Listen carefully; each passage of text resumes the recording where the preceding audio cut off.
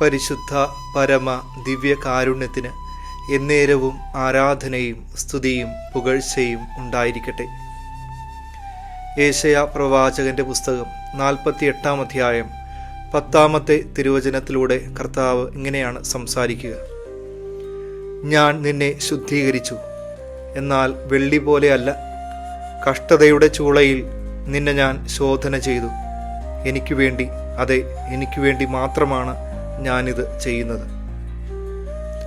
കർത്താവ് തനിക്ക് വേണ്ടി മാത്രം ചെയ്യുന്ന ഒരു കാര്യമാണ് ഈ തിരുവചനത്തിൽ പറഞ്ഞു വയ്ക്കുക. കഷ്ടതയിലൂടെ ശുദ്ധീകരിക്കുവാൻ കർത്താവ് തനിക്കിഷ്ടമുള്ള ചിലരെ തിരഞ്ഞെടുക്കും.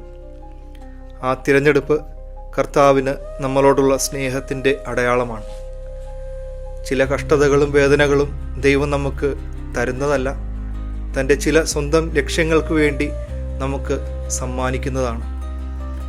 അത് കർത്താവിൻ്റെ ലക്ഷ്യങ്ങൾക്ക് വേണ്ടി ആയതുകൊണ്ട് ആ കഷ്ടതയിൽ നമ്മൾ അല്പമൊന്നുരുകിയാലും അതിൻ്റെ ഒടുവിൽ സ്വർണം പോലെ തിളങ്ങുവാൻ തക്കവണ്ണം ദൈവം നമ്മെ ശുദ്ധീകരിക്കും. തൻ്റെ ലക്ഷ്യങ്ങൾക്ക് വേണ്ടി ദൈവം നമുക്ക് വെച്ച് നീട്ടുന്ന സഹനങ്ങൾ അത് നമ്മുടെ നന്മയ്ക്കായി അവിടുന്ന് മാറ്റും. ഈ യുഗത്തിൻ്റെ വിശുദ്ധനായ വിശുദ്ധ കാർലോസ് അക്വിറ്റസ് താൻ ദൈവത്തെ പ്രതി ഏറ്റെടുത്ത സഹനങ്ങളുടെ രോഗപീഠകളിൽ ഇങ്ങനെയാണ് പറഞ്ഞത്: ഞാൻ സഹിക്കേണ്ടി വരുന്ന എല്ലാ കഷ്ടപ്പാടുകളും പാപ്പായ്ക്കും തിരുസഭയ്ക്കും വേണ്ടി ഞാൻ കർത്താവിന് സമർപ്പിക്കുന്നു.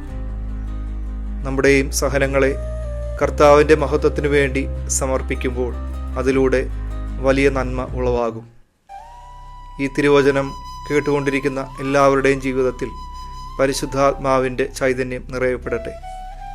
സഹനങ്ങളുടെ നടുവിൽ നമ്മളും ശുദ്ധീകരിക്കപ്പെടുമ്പോൾ ഓർക്കുക, ഇതിലൂടെ വലിയൊരു നന്മ കർത്താവ് നമുക്ക് തരാനായിട്ട് പോകുന്നു.